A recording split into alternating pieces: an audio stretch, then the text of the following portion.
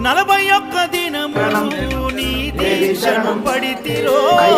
నా గొంతుగా నీకే వినిపిస్తిరో అన్ని వదిలి నీ పూజ చేస్తిరో నన్ను నేను మరచి నీ సేవలో భక్తితోని భజన చేస్తూ బయలుదేరితి శక్తినిచ్చి నన్ను నడిపించు శబరికి